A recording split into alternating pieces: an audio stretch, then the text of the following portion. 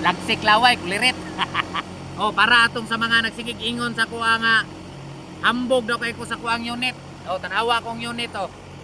Oh. Angay ba na ikapanghambog ng ako ang unit? Pau G86 nya 2024 model 420 horsepower. Oh, nya Paudi ang makina. Angay ba na ikapanghambog? Oh, awan sulod oh. Oh, darang sulod. Double deck. Oh, dako kayo kabutangag mga termos. Oh, di ba? Oh, aircon pertimbog nawa. Angay ba na ikapanghambog? Kamo, bisan pag-unsa ang inyong unit, bisan pag-unsa kakaraan sa inyong unit, angay jud na ninyo ikapanghambog. Kay ngano?